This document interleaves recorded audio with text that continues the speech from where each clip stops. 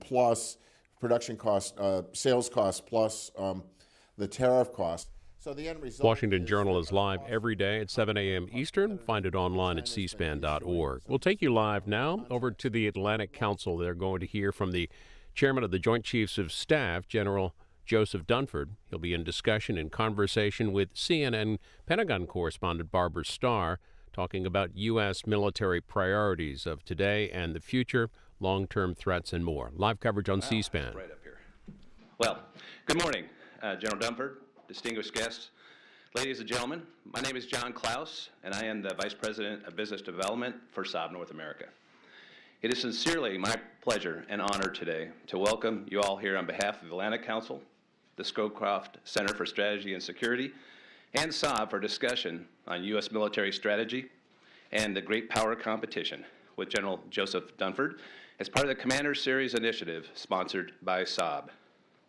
Now, many of you in the audience know the Saab brand name, but I want to make it very clear, we do not make cars anymore. Saab's history has actually always been steeped in the defense industry. Our foundation goes back to 1937. During that year, Saab, which by the way was originally an acronym meaning Svenska Aeroplan Aktiebolaget, or Swedish Airplane Corporation, started to build airplanes for the Swedish government. Since then, over our 82 years of existence, we now have over 500 defense-related products, ranging from fighter jets to submarines and ships, in 29 different product areas, customers in 100 countries, and approximately 17,000 employees globally. As a global defense and security company, responsibility and commitment towards people and society are fundamental to us, and we strongly believe that continuing to build upon the strong relationships established between our respective nations, Sweden and the United States, is essential in order to ensure our ability to promote peace and security for all in the future. Saab first had a presence here in the United States starting in 1978, about 41 years ago. One of our core strategies over that time period has been to partner with strong U.S. primes. That has worked well for us. The most recent example of that is our win with Boeing for the Air Force TX program. Another strong partnership for Saab has been with the Atlantic Council. This year in particular marks a special anniversary for Saab and the Atlantic Council as, with this event, we celebrate the beginning of our 10th consecutive year of sponsorship of the Commander Series, and we are very proud of that milestone. The Atlantic Council has too grown significantly since its foundation in 1961, further cementing its position as one of the most important and influential, if not the most important influential, resource and network for international discourse and policy discussions. We, Saab, are and remain an ardent and enthusiastic supporter of a close and robust U.S.-Swedish bilateral relationship, as well as strong transatlantic relationships between the U.S., Canada, and Europe in general, which seems to marry up perfectly with the Atlantic Council's charter as well. There are only a few reasons, these are only a few reasons why our support of the Atlantic Council and our sponsorship of the Commander Series are so valuable and important to us. We look forward to many more years of cooperation with the Atlantic Council and participation in this important forum. So with all that said, I would just like to end by saying that I'm very pleased to see so many of you here today. And it's now my pleasure to welcome Mr. Fred Kemp, the President and CEO of the Atlantic Council, to the podium to provide introductory remarks and to introduce our distinguished guest. Ladies and gentlemen, Fred Kemp.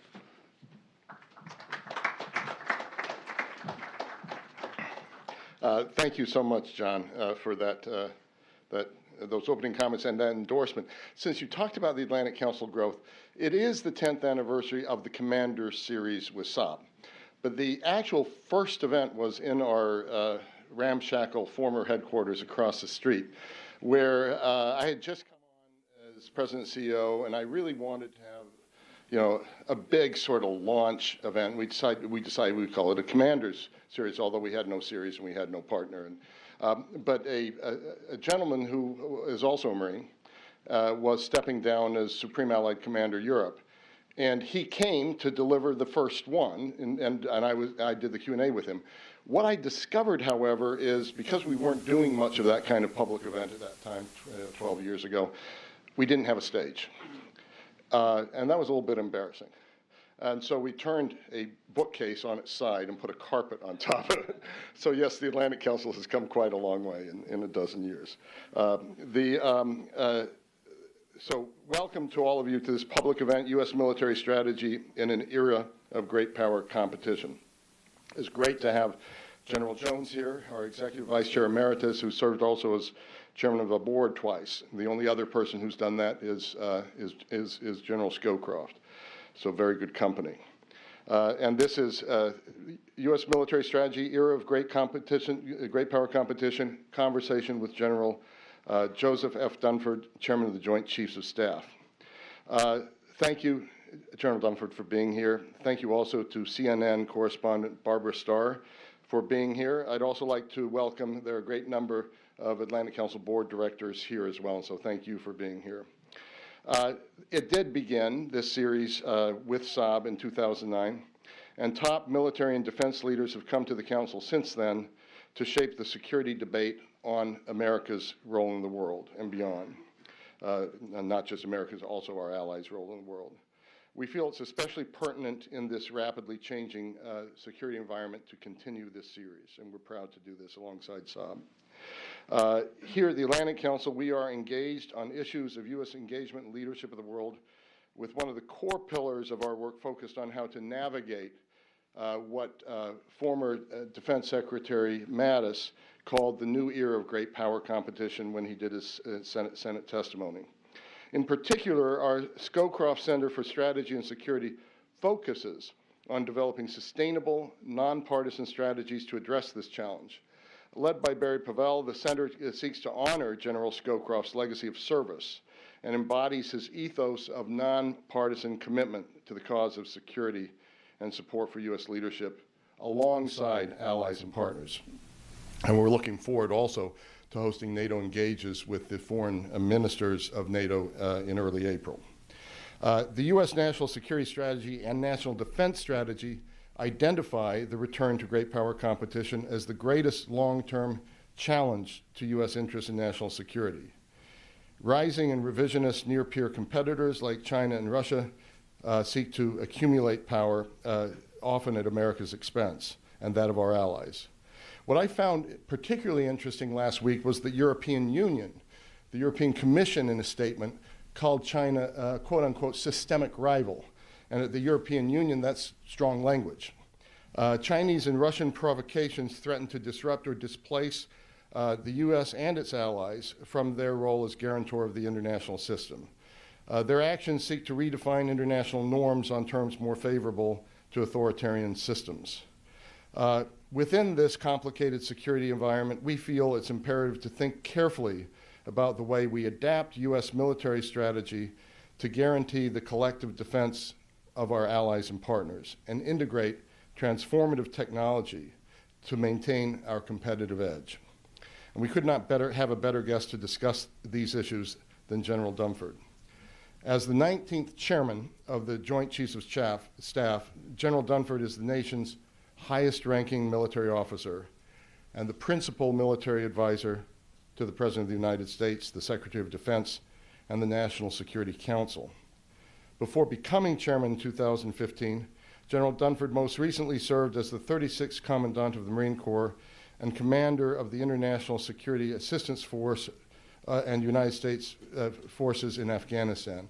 It was then, in 2014, that the Atlantic Council gave General Dunford our highest military honor, our Distinguished Military Leadership Award. His long and distinguished career has been devoted to protecting the values and interests of the United States. General, I look forward to your insights. Moderating this conversation is CNN Pentagon correspondent Barbara Starr. She has extensive experience providing coverage on the latest U.S. national security news. She's made numerous trips to Iraq, Afghanistan, Horn of Africa, so she's one of those great correspondents who likes to get her hands dirty in the field.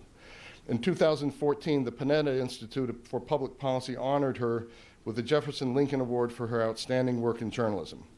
Barbara last joined us at the Brussels summit in July, where she had an engaging conversation with NATO Secretary General Jens Stoltenberg. So thank you, Barbara, for leading this conversation.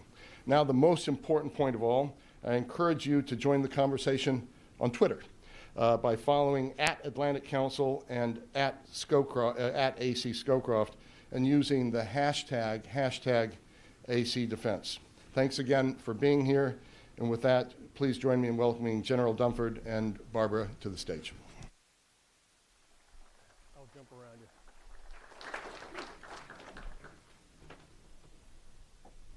Okay, I get to tell one quick General Dunford story. We didn't rehearse that Don't part. be nervous. When you're a Pentagon correspondent and you walk 17.5 miles of corridors, every once in a while you run into General Dunford quite unexpectedly.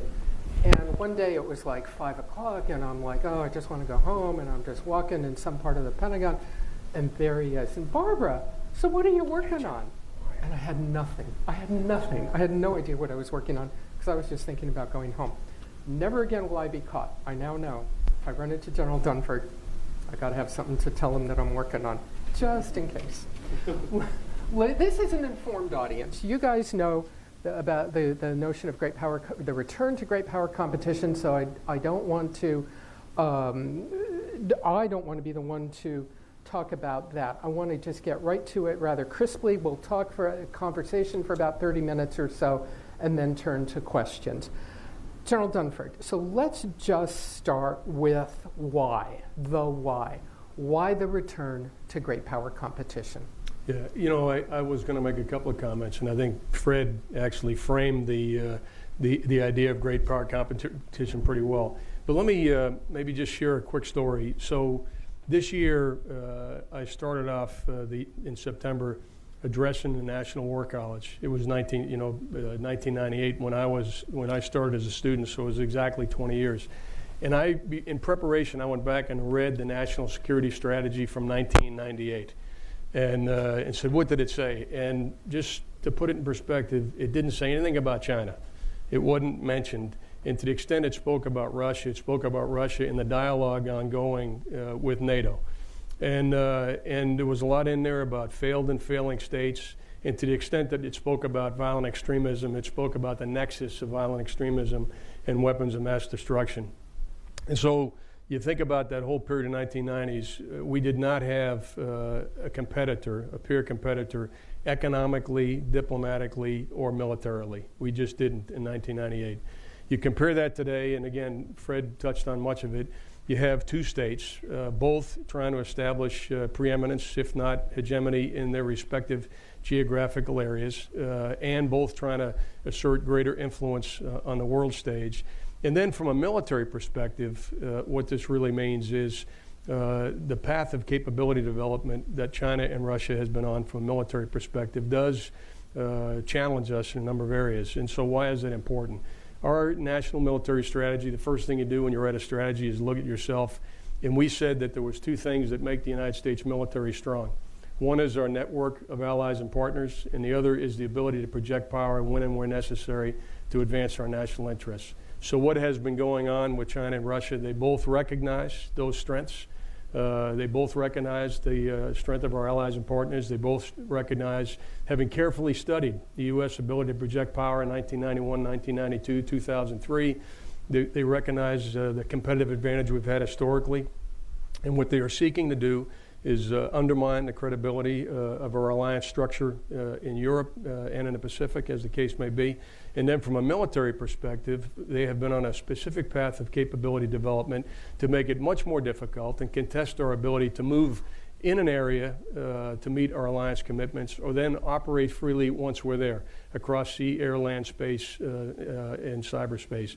And, again, in the past, we took for granted our ability to project power when and where necessary to advance our interests. And I think to some extent, certainly in the 1990s, we took advantage of the access that our alliance structure gave us. Neither of those things can be taken for granted today. So in a nutshell, from a military perspective, when we think about great power competition, we really do take a look at the competition for allies and credibility with our allies, and also from a military perspective, the ability for the U.S. military to do what it's historically done to give us a competitive advantage, and obviously directly related to conventional deterrence. So let's drill down just a little bit on the Russians for 1 minute. The U.S. military always talks about adversaries' intentions and capabilities. You mentioned their intention appears to be to make it more difficult for the U.S. to project power. Do you see an intention and a capability there? What is their military intention? You know, to cut to the bottom line, do you anticipate that the Russians are trying to develop a capability to attack the United States? Barbara, what they're developing is a capability to deny the ability of the United States to meet its alliance commitments, specifically in Europe. Many people are familiar with the term anti-access area denial. I don't use that particular term, but what that term really means is make it difficult, in this case, for us to get to Europe and then operate freely to meet our alliance commitments once we get there. In Russia, over the past 10 or 12 years in particular, significant investment in anti-ship cruise missiles, anti-ship ballistic missiles, electronic warfare, anti-space capabilities, maritime capabilities, all of it focused on what they perceive to be our vulnerabilities and our ability to project power.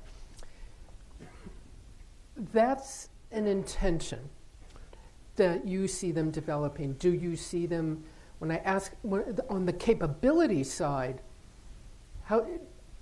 how soon? 2 years, 3 years, today? Could they deny us the ability to get to Europe? Well, first of all, I think there is, let me address both the intention and the capability.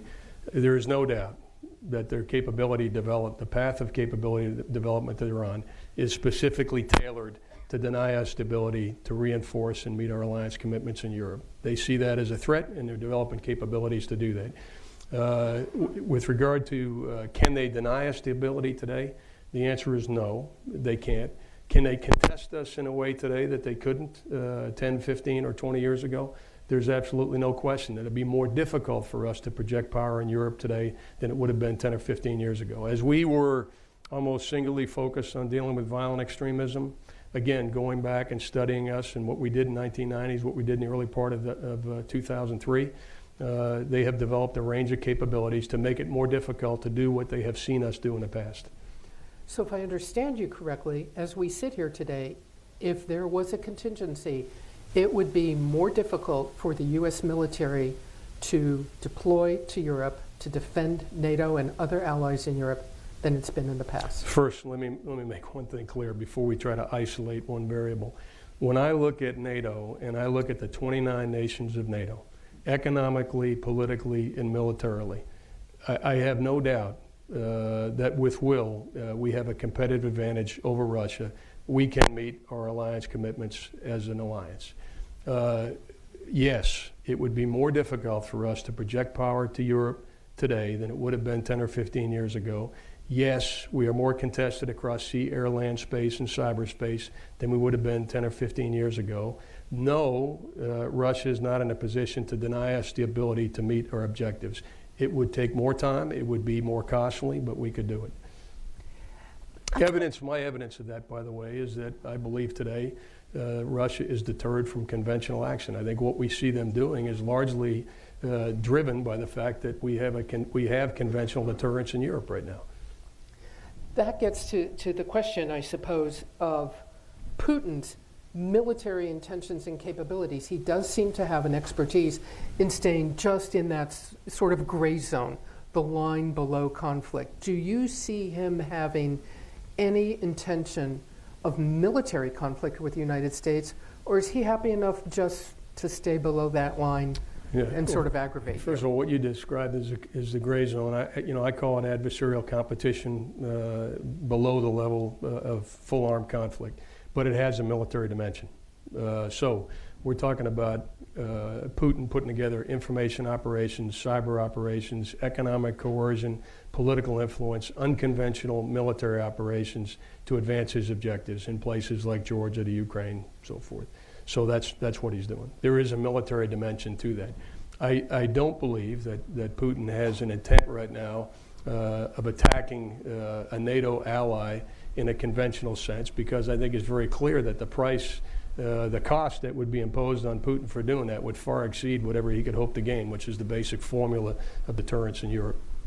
But do you think, as you just pointed out, after Crimea, we're at 5 years, Georgia, Eastern Ukraine, do you think he's given up on that type of action, or do you think he has further intentions to engage in that strategy again somewhere in Eastern Europe? Give us your assessment of where you're watching for this. Well, first of all, Putin is doing things. He did things in the United States in the context of the 2016 elections to try to undermine our democracy, and every day is conducting information operations and cyber operations in Europe. In many cases, it's not attributable, but it's ongoing nonetheless.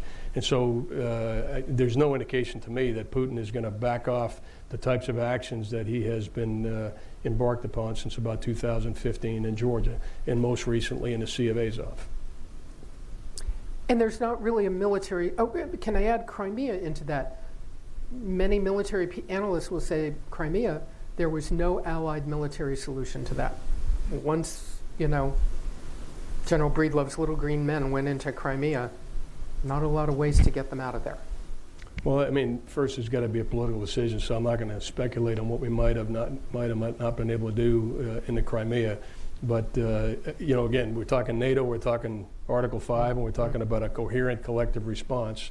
We're talking about the Crimea, where that's not the case. And our support, the military dimension of our support for the Ukraine as a whole, has been to assist the Ukraine in developing its defensive capabilities so it can stand on its own. We do not have an alliance commitment to the Ukraine. We did not have an alliance commitment in the case of Crimea. Okay. You've mentioned cyber several times.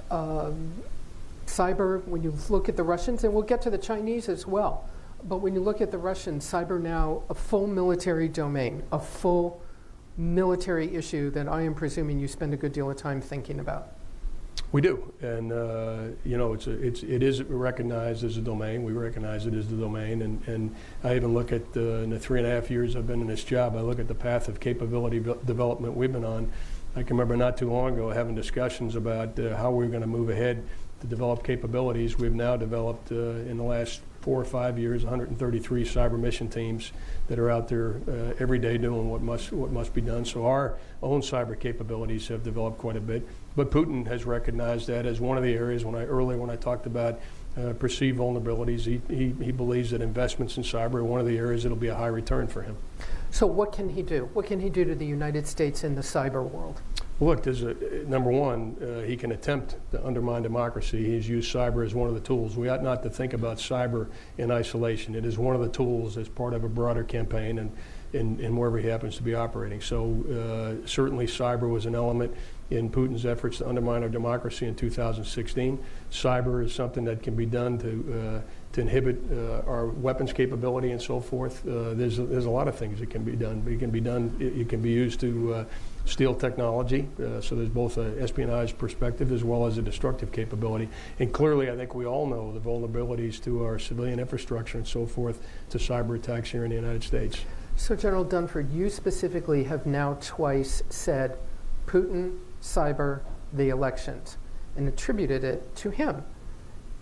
We know that there have been sanctions against Russian entities. We know there have been Russian entities identified as potentially being involved in the activity regarding the U.S. elections, but you now twice have very specifically said Putin. You're not someone who says anything casually. So in your mind, Putin, he was involved. Look, the intelligence community, I'm not making news here, Barbara. The intelligence community came out some time ago and said there was no question that Russia attempted to interfere with our democratic processes in 2016. But, respectfully, that's Russia. You have said Putin. I assume, Russia is an autocratic form of government. So I make an assumption that there's very little that Russia does that Putin is not aware of, particularly something as significant as trying to undermine democracy in the United States of America. Okay. Now, this gets to the question. Great power competition, the Russians. What is your assessment? Do you view them as, in your world, in the U.S. military, are they an adversary? No, they are a competitor, would be how I'd characterize them. Okay. And you, it's public knowledge, you have met and you speak many times with General Gerasimov. Can you, and I know it's not, you're not able to talk publicly about your private, confidential conversations with your Russian counterpart, but given everything you've just laid out here, can you shed any light on, and I mean it seriously, why Gerasimov wants to talk to you? Yeah, well, let me start with military-to-military relationships, and even when countries are having difficulty, military-to-military relationships are important to mitigate the risk of miscalculation and then to manage a crisis in the event that a crisis occurs. And so I think both General Gerasimov and I understand the consequences of the risk of miscalculation. We understand that we would need to communicate in the event of a crisis to keep it from escalating. And we think that relationship, that fundamental mill-to-mill relationship is important. I mean, keep in mind, even in the Cold War, we had direct linkages to Moscow, given the consequences of a war between the United States and Moscow. In the case of my relationship with General Gerasimov, there's not only the element of great power competition and the importance of military-to-military communications for the reasons I just described, but we are also both conducting operations in Syria, and deconflicting our operations in Syria has been important for us to advance the campaign. And so we have also used the dialogue that we have had. I think we've met 4 or 5 times and spoken many more times. And by the way, have not shared the details of those conversations because we have successfully kept our relationship from being politicized, because we both know the consequences of not having effective communication. So we've tried to protect this communication link for the reasons I spoke about. But Syria has also been one of the incidents. Because of that path of Russian capability development I spoke about, the pattern of Russian operations today is probably as close as it has been to the 1980s in a long time. In other words, how many ships they have to sea, how many airplanes they have flying on any given day. For that reason, we find ourselves in close proximity to Russian ships and airplanes. And one of the other things that we do in our military-to-military dialogue is make sure that we have a framework within which to manage our interactions in the air and at sea in a safe, professional manner. And I would offer to you that about 18 or 19 months ago, we had a spike of unprofessional, unsafe incidents. We've had good conversations followed up by working group levels to make sure that we manage our interactions in the air, at sea, in a safe, professional way. So, just summarizing, the mill-to-mill relationship between two states like Russia and the United States is important to mitigate the risk of miscalculation. It's been important to deconflict operations in Syria. It's been important to ensure that we don't have a miscalculation just in our day-to-day interaction with our airmen and sailors that are out there operating every day. Are the Russians trying to get you to pull back U.S. presence in Europe? This week we have 6 B-52s in the UK, 1,500 troops from Fort Bliss moving into Poland for a series of exercises, missile defense. They're always unhappy about U.S. presence. Are they trying to get you to pull back? Barbara, I'm not going to talk about the conversation I've had with General Gerasimov, but I think it wouldn't be a bold statement for me to say the Russians would be much more comfortable if we weren't physically present in Europe, and if we hadn't enhanced over the last 3 or 4 years in a fairly significant way our posture in Europe, which we have enhanced our posture in Europe as a physical manifestation of our commitment to the NATO alliance. So it's fair to say that given Russia's political objectives and what we opened up with in terms of influence in Europe, they'd be much happier if there was not a physical manifestation of our commitment to NATO, because their message that we were not willing to meet our alliances would be much easier for them to sell. It's hard for them in the information space to talk about the United States' lack of commitment to NATO when sitting in Europe is the physical manifestation of our commitments, which is our soldiers, sailors, airmen, and Marines.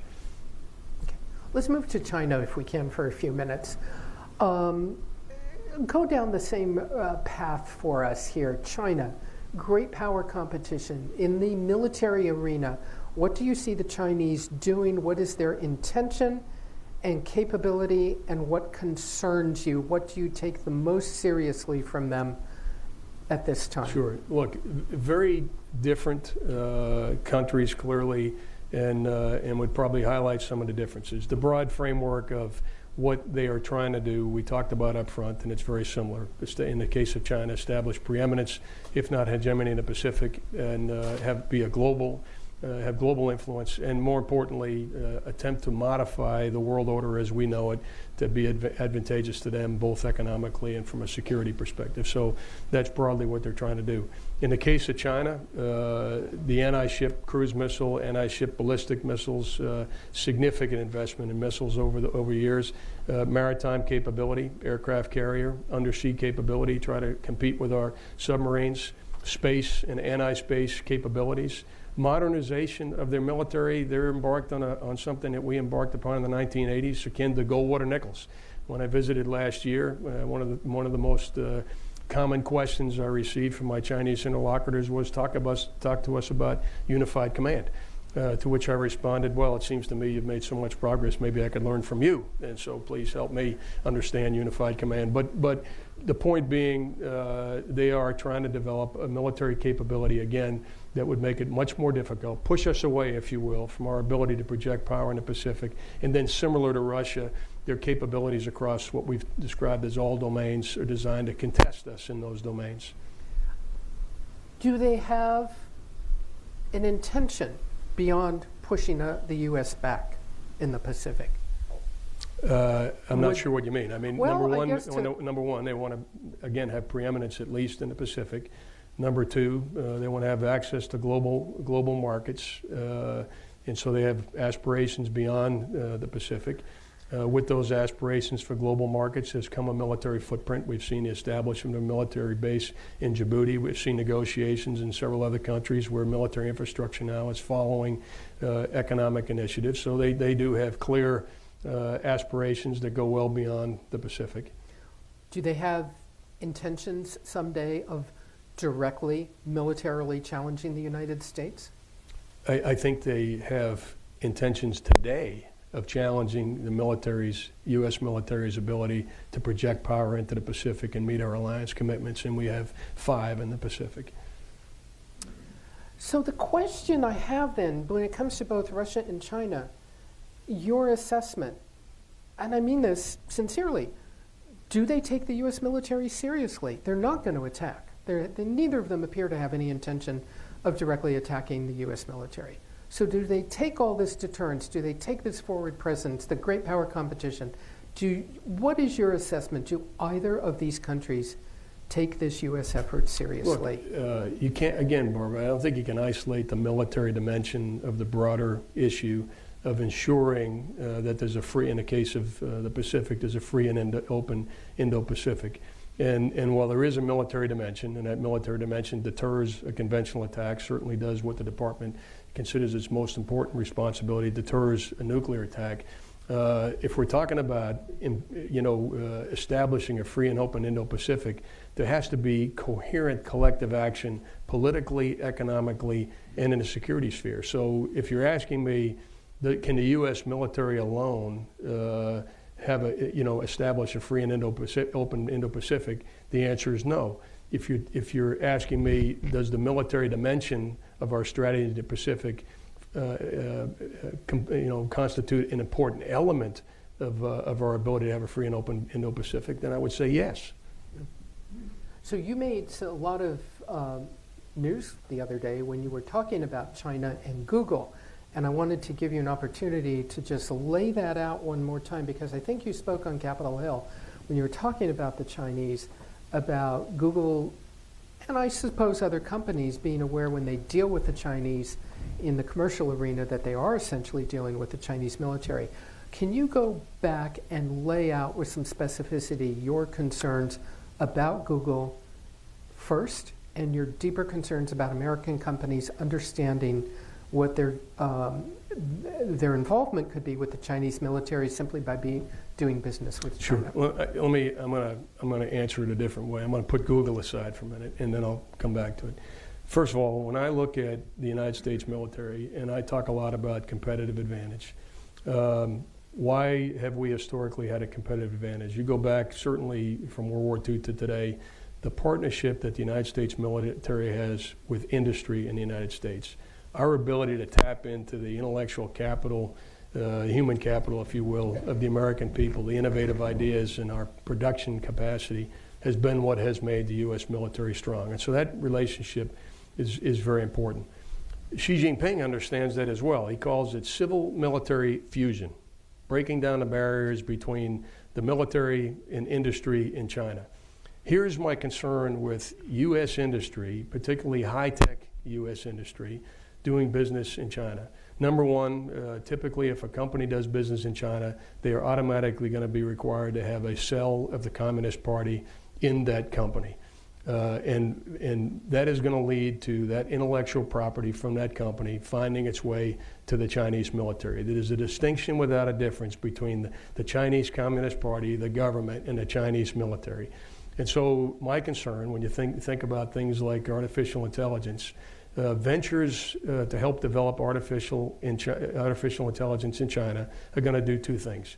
They're going to help an authoritarian government assert control over its own population. Again, our country exists for the individual. China exists for the Chinese Communist Party.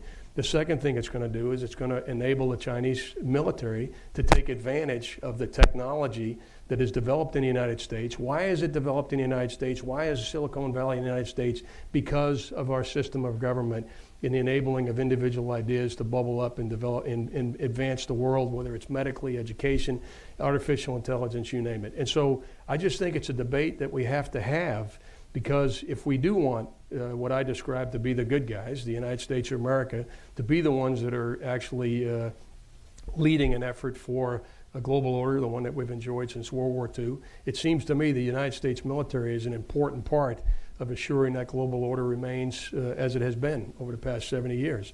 And in my judgment, us assisting the Chinese military in advancing technologically is not in U.S. national interest. And so it's a debate we have to have. In the case of Google, they were highlighted because they have an artificial intelligence venture in China. And I think it's a reasonable assertion, even in an open venue like this, to assert that the benefit of that venture for artificial intelligence in China, it's one of many ventures of our companies that are there, indirectly benefits the Chinese military and creates a challenge for us in maintaining a competitive advantage. That's what it's all about. I just think we need to have a debate about that. We ought not to think that it's just about business when we do business in China.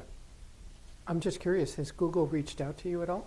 I think I have a meeting next week, and I think I might have one at lunch here today. I think somebody's here from Google, and I'm happy to have that debate. This is not about me and Google. This is about us looking at the second and third order effects of our business ventures in China, Chinese form of government, and the impact it's going to have on the United States' ability to maintain a competitive military advantage and all that goes with that. It's so interesting that you said this, because people I talk to, who know nothing compared to what people you talk to, have talked increasingly about President Xi is spending a lot of time and effort, because he has to, on you talked about China being the state, and devoting a lot to internal security inside China. This may not be just about China's external military programs, but about what they can do to maintain internal security increasingly. Do you see the Chinese worried devoting resources to internal security? There's no doubt. Look, 6% of people in China belong to the Chinese Communist Party. 6%. I think that's an important statistic. And almost every aspect of Chinese life now is, the thing I was struck with in a recent trip to Beijing is everything is cash, without cash. So you want to rent a bicycle, you want to go to Starbucks, you want to go to the store, and what China is able to do is identify patterns of behavior amongst people and determine who's reliable and who's not reliable. And we have seen this manifest in how the Uyghurs are treated. And so there is no question in my mind that China will leverage technology to assist the 6% of the Chinese population in controlling the other 94%. Including the Uyghurs, including their Muslim population? Including the other 94% of the people in China, that's right. We're going to start in with some questions. It's Washington. Everybody in this room knows. Make it a question, please, to the best of your ability. And General Dunford, just bear with us, because General Dunford and I are looking from bright lights into a dark room. Can somebody point out to me where the microphones are, please? You have one? Okay. And the other one on the other side, back there. Okay, great. So let's, just because I saw you, ma'am, if you could call on this gentleman right here.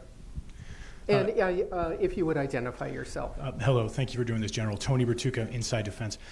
Because alliances are such a huge part of the national defense strategy, I wanted to ask you if you supported, at this time, halting F-35 deliveries to Turkey, or under what circumstances you would recommend doing that. Thank you. Yeah, hey, look, is this still on? This is, I'm gonna be careful in my answer because, number one, Turkey is an ally, a very important ally, and we have many more areas of convergence than divergence. And so as we look at 5-10 years down the road, I want to make very sure that our Turkish allies are close to us, and I work that relationship very hard. And to that point, I think since I've been a chairman, I've made 12 visits to Turkey. I'm not sure I've gone anyplace else even close to that many times. This issue, the S-400, is a tough issue, and we're having a hard time. I would just say this, because I merely provide advice. I don't make decisions. But I think both the executive branch of our government and the legislative branch of our government are going to have a hard time reconciling the presence of the S-400 and the most advanced fighter aircraft that we have, the F-35. And so our position has been made very clear to Turkey, and we're hopeful that we can find a way through this, but it's a tough issue. Let me go to this lady in front. She's had her hand up for several minutes, and just bear with us while we get a microphone to you. Okay. And if you would identify yourself. My name's Angelita. I have a question for, Barbara. No, actually for you, sir. No, so my question is that the reality of nonpartisan independence of the military. Because right now, I think the U.S. military is getting a wake-up call because Russia and China have both pushed our elbow space in Asia and Russia in that region. They're starting from regional supremacy. They're starting to limit our space, which what I was hearing from you. My second question is that the leverage of Putin and Xi Jinping is that they're sort of visionaries and they have long-term strategies that they can implement. I mean, and that's actually related to the nonpartisan independence of the U.S. military. And what's your vision actually for the U.S. military? Vision for the U.S. military? Yeah, well, for the U.S., for the now, defense strategy. We're talking about domestic political conditions when we talk about nonpartisan. Is that what you want me to address? No, geopolitics. In geopolitics. Okay, well, first of all, at home, just because you gave me a chance to address it, I mean, I've spoken quite a bit about the importance of the U.S. military being apolitical, and we've emphasized that quite a bit. And we have a history of that goes back to George Washington. I mean, Washington and Marshall, probably two of the greatest examples, certainly for me, True North, in terms of how they manage the political space. And I think all of us speak quite a bit about making sure that we are trusted by the American people. And although I'm never complacent or take it for granted, I think Gallup polls routinely say that 78% or so of the American people trust the U.S. military, and we wouldn't want it to be otherwise. With regard to my vision of, I guess, the U.S. military dealing with China and Russia, what the advice that I provide is to make sure that from a capability perspective, we demonstrate the ability to maintain this competitive advantage, meet our alliance commitments, and deter Russia from a provocation or aggression, and deter China from a provocation. But as importantly, the military dimension of a broader enforcement of a free and open Indo-Pacific in the broader world order that we've all enjoyed since 70 years ago is to make sure that we are prepared, small m, if you will, large diplomatic effort, large economic effort to maintain this rules-based order, but there is a military dimension of it, and to make sure that both from a capability perspective as well as from a concept perspective, we're prepared to support. Is that the question you were asking, I hope? Okay, let's stay on this side of the room first. There's two gentlemen. The gentleman in, I think it's a blue blazer, and behind him, after he's done, a gentleman in, I think, a white shirt. So we'll have that microphone stay there for a minute, and then we're going to come to General Jones in the front. Brian Carl, cadet, Georgetown, ROTC. My question is regarding, obviously, you've mentioned a lot of the U.S. lagging in our technological capabilities, civilian, military relations when it comes to AI. But my question is concerning manpower capability. Currently, I believe only 35% of America's youth are capable serving in the U.S. military, given the standards. And I was just wondering how the Pentagon is working to bridge the gap and to keep, our manpower, our soldiers on the ground. Thank you. Look, hey, Cadet, that's an excellent question. It's an excellent question, and I actually think the number's closer to 29 or 30% of the American youth are physically, mentally, and psychologically capable of meeting the standards for service in the United States military, and it is very much a concern. And although I can tell you from my direct observation that we are recruiting and retaining a high-quality force today, and as I get a chance to look at all the services around the world, I mean, I never come back from a trip not incredibly impressed.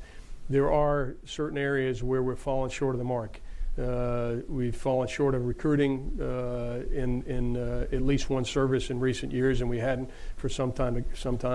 We're short literally a couple of thousand pilots across the services, number of maintainers. We're in a very stiff competition for some individuals in our intelligence fields and our high-tech fields and so forth. So the reduced pool from which we can draw for the U.S. military and an all-volunteer force is a concern of mine, and there's been a number of initiatives to address that, in terms of the health of our youth and so forth, and I certainly in a future life may be interested in trying to help in that regard. But I do think that is a national issue. I hesitate at this point to call it a crisis, but it's certainly a national issue that should be addressed with some sense of urgency. To think that much of the youth of America, 70% is a better way to say it, 70% cannot meet the standard, and that ought to concern us. A great question. Thanks. Let's go to the gentleman in the back has his hand up, please. And if you'd identify yourself, sir. Hi, my name is Eric. I'm from FAPA, and I have a question regarding China and its regional influence. So the DIA assesses that China has the capability of attacking Taiwan, and in the short term, China would seek to reach regional hegemony, and I'm wondering if the General would support increasing support for Taiwan and defensive alliances in that region. And could you comment on the Taiwan Strait situation in terms of security commitments? Thank you.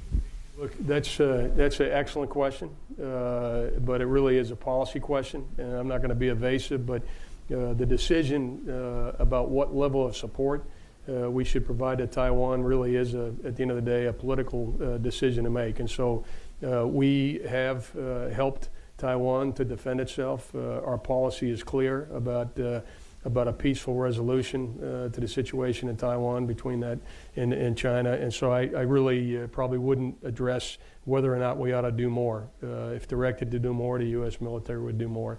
But again, that's an issue that is more about policy and politics than it is about a military dimension. There is a military dimension of deterrence, but I wouldn't talk much more about that than that. General Jones.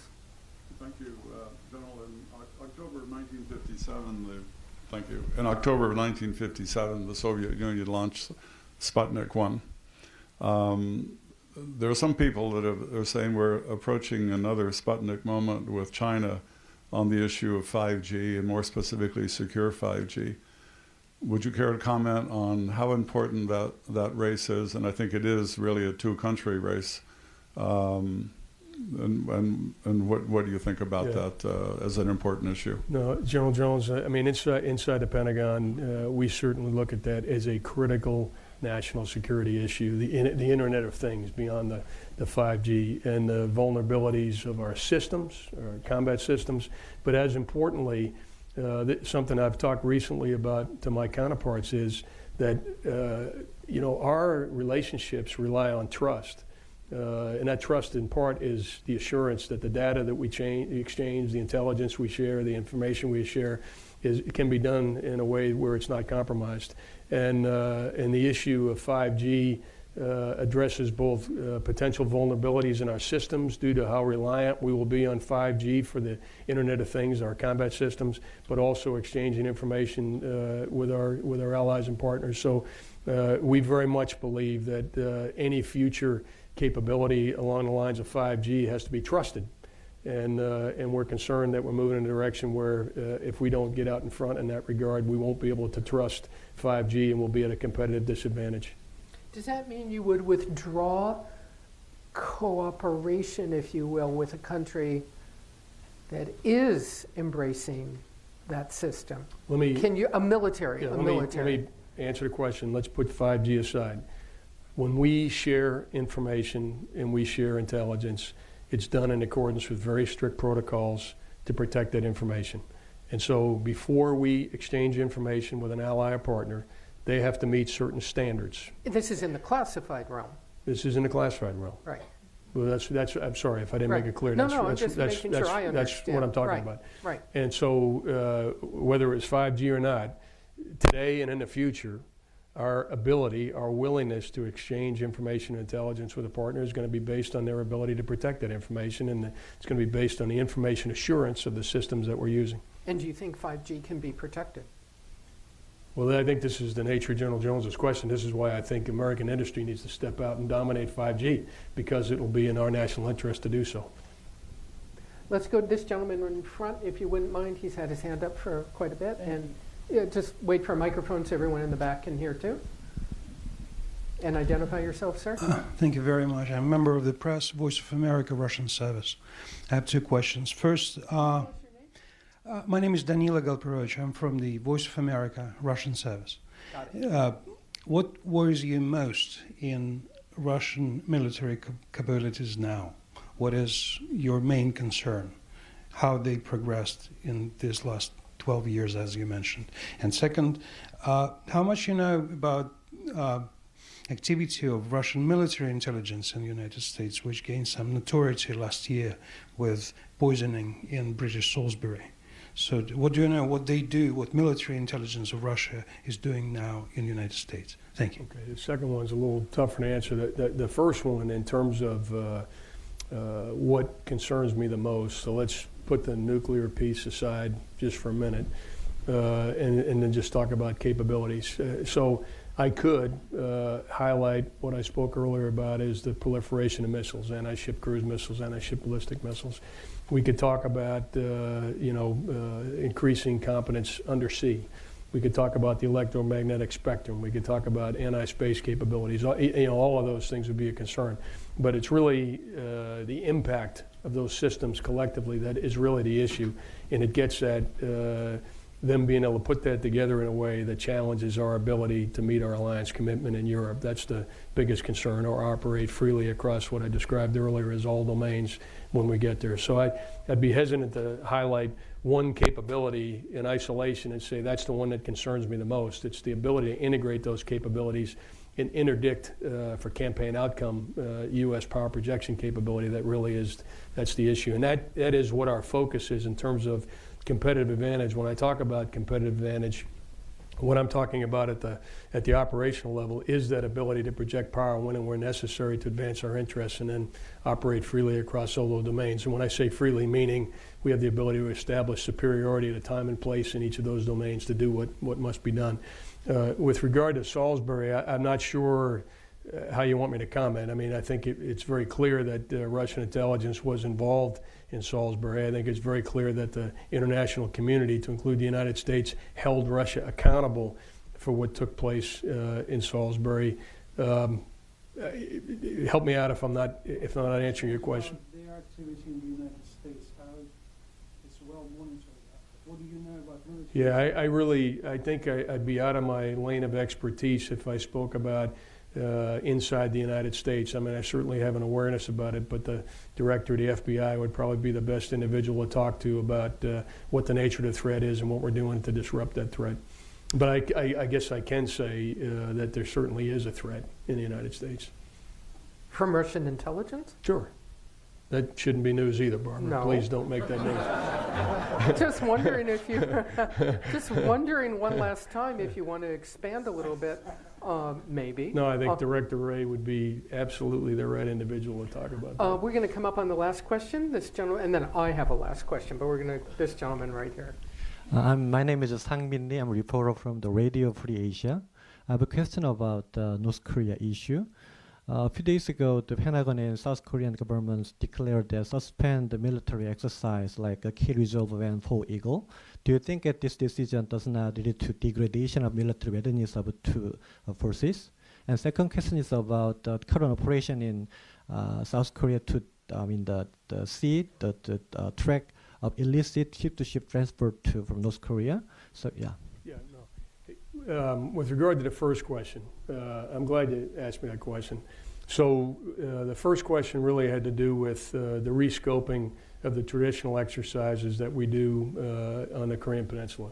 And those exercises historically have been done for two reasons. One is deterrence, and the second is to develop the capability of our forces on the Korean Peninsula to do what they describe as the fight tonight, a high level of readiness. I am absolutely confident, and received a message from General Abrams on the Peninsula yesterday as the exercise is ongoing in the Peninsula, that what we have done with the exercises will allow him to maintain readiness. And there's two aspects to that. Number one, at the battalion, squadron level and below, combined arms exercise and so forth, there's been no impact. So the training of our units led by lieutenant colonels and below hasn't changed at all on the Peninsula. Number two, in most cases, what we've done is leverage command post exercise and so forth to make sure that the normal staff orientation takes place. We have high personnel turnover in the summertime in the U.S. We have high personnel turnover in the Republic of Korea, January, February timeframe. Our exercises have always been designed to make sure that we very quickly bring our new people up to speed and maintain a high level of readiness. And I think the exercises that we have put in place right now are focused not so much on using the exercise as the way to determine if we're ready, but rather a series of training events that are focused on making sure that we are proficient in the mission essential tasks at the various levels of command on the Peninsula. With regard to ship-to-ship transfers, you highlight that. That is one of the more important elements of the U.S. military support for the broader diplomatic effort to peacefully denuclearize the Peninsula. We've been after that now for many months. Clearly, the North Koreans have found ways to work around our enforcement efforts. And in fact, we're in the process, it's a constant cycle of adaptation to make sure that we're staying out in front of the North Korean adaptations, and we do the very best we can to enforce the United Nations Security Council resolutions as it pertains to refined petroleum products, and that's kind of where we are. So I'm going to grant myself the last question because I did want to ask you about North Korea. What is, before we wrap up here in a minute or two, what is your current assessment about North Korea's intentions and way ahead on their missile launch, satellite launch, and warhead test programs? What is your assessment about what you think they are looking at doing in their way ahead? Yeah, Barbara, I won't make news in this regard. I mean, I don't have any unique insights to share with you about whether or not North Korea is going to test a missile in the near future, or whether or not they're going to continue the path of nuclear development in the near future.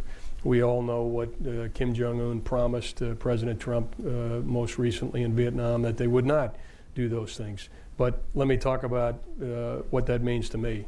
Our mission, from February of 2017, has really involved several things. One, supporting in whatever way we can the diplomatic efforts to denuclearize the peninsula.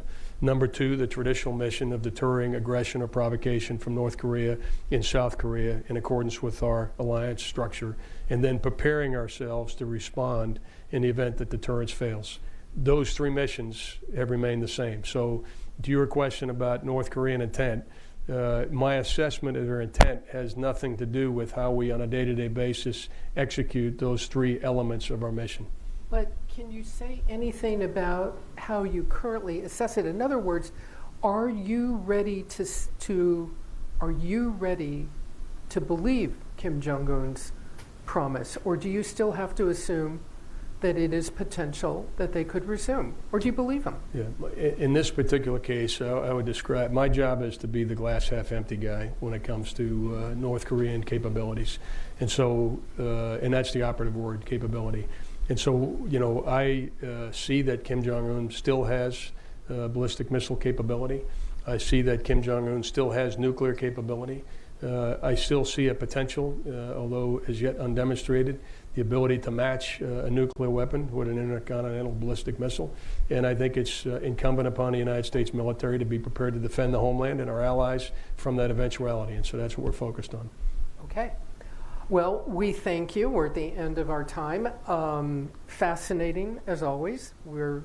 I think everyone in this room is incredibly appreciative of your spending so much time here. We're going to let General Dunford go. The Atlantic Council asks that everybody remain seated for just a few minutes so General Dunford can make his way out of the room. And we're going to thank you so much for your time. No, I'm going this way.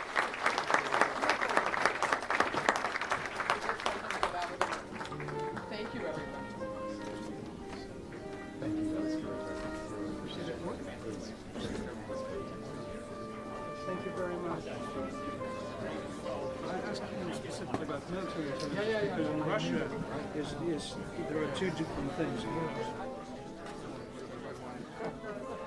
Yeah, in the end, he was like, okay, yeah, it is right.